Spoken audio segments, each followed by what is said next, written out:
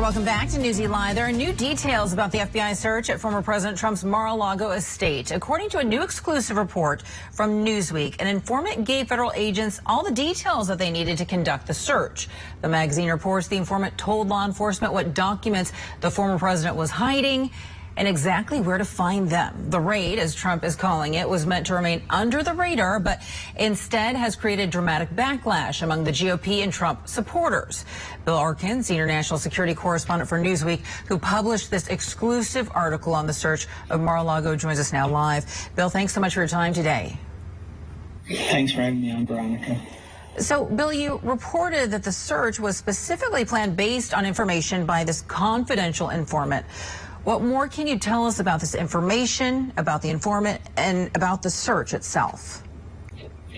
Well, what I reported in Newsweek was that the request for a search warrant, what they presented to the Florida magistrate, was specific enough to convince him to want to agree to a search of the Mar-a-Lago estate. And that, in my understanding from my sources, was so specific as to actually identify documents and where they were located. And they also had to assure the judge that the information had enough veracity in order for him to approve this unprecedented act. So what I understand is that there was a source inside the Trump camp, but not necessarily close to Donald Trump, that knew the documents were at Mar-a-Lago at that time, and that those documents were containing classified national security information of such importance that they would be commensurate with undertaking this politically charged search. So, Bill, does the fact that the judge issued a search warrant here, does that mean that laws were broken or a crime was committed? It does.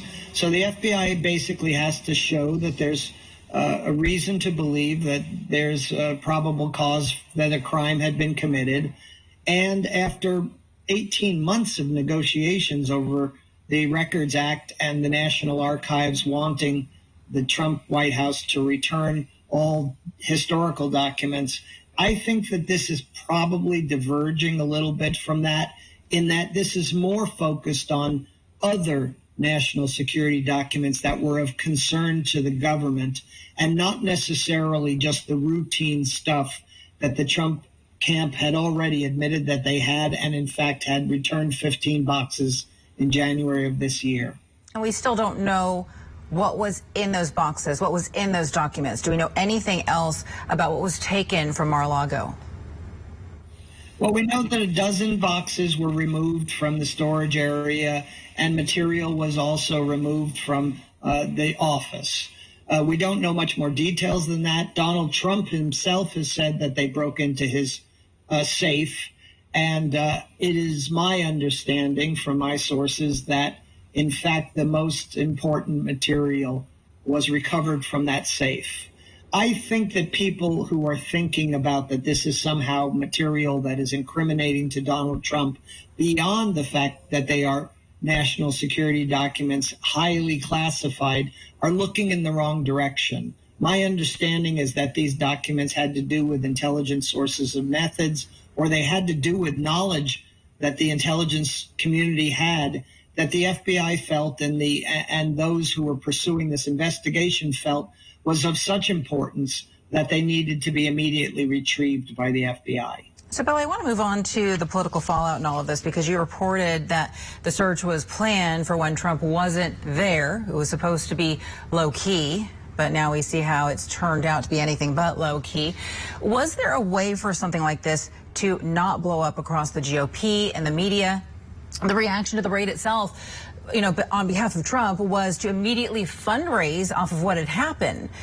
So what more can you tell us about how this search went down and the political fallout that has ensued? I think that you could say at this point that the FBI was both not politically driven, and that it, in fact, was just doing what it thought was necessary at the time that they did it in order to retrieve these classified documents, but also that the FBI is completely politically tone deaf.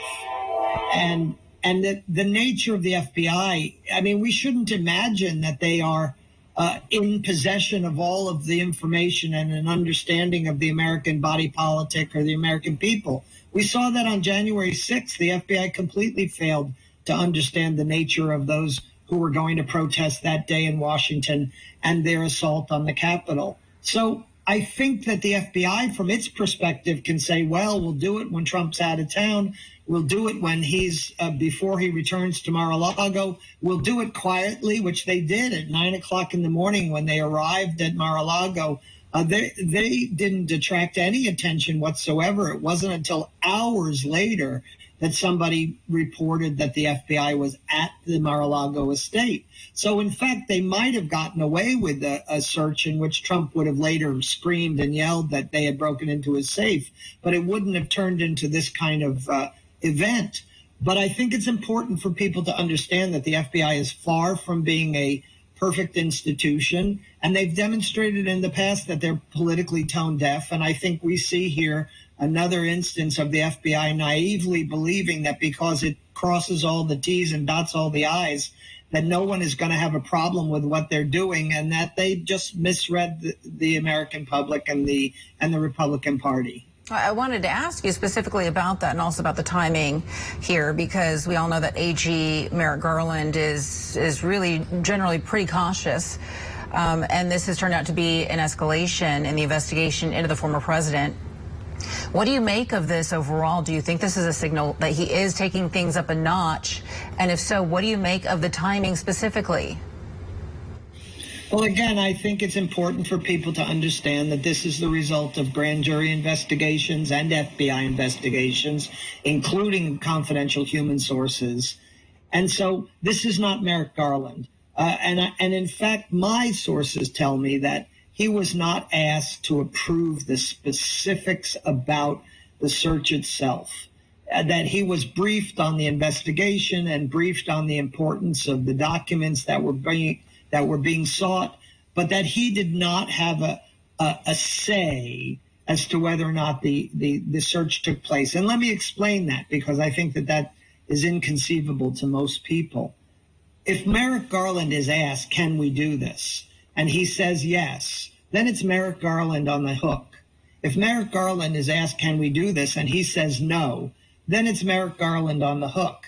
If Merrick Garland, however, is separated from it because he says, well, as long as you can get all of the information together in an affidavit that's convincing to a judge or even convincing to me, then he's not approving the search. He's basically saying that I'm aware of what you're doing and I believe that it's commensurate.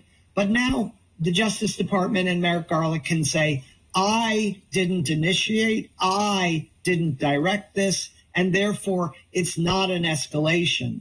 Now, the truth is, it's an escalation, because I believe that at this point, it goes beyond just the provisions of the Presidential Records Act and is really more tightly focused on highly classified documents that they knew that Donald Trump possessed and that he was not planning to return. Well, finally, let's go ahead and wrap this up. How do you think this all ends, Bill? Does Donald Trump run for president? We saw him send out a campaign fundraiser right after all of this happened. Will he be indicted? How do you think this ends? Well, there's two Donald Trumps. There's the Donald Trump that is fighting a variety of allegations of law breaking on his part, and there's the Donald Trump that's running for president. The Donald Trump that's negotiating with the archives, the Donald Trump that's talking to the government, the Donald Trump that is the ex-president is probably doing the best that he can to not be indicted and not be arrested. The Donald Trump who's running for president doesn't care about that other Donald Trump. The Donald Trump who's running for president is happy to say that the FBI is politically persecuting him, is happy to say that he's being targeted because he's running for president. And in fact, I think we'll see as a result of this raid, again, unless the Justice Department produces something spectacular, we'll see from this raid that indeed it increases Donald Trump's popularity with the electorate and particularly inside the GOP. All right, Bill Arkin from Newsweek. Thank you so much for your reporting, Bill, and thank you, of course, for your time today. Thank you for having me on. And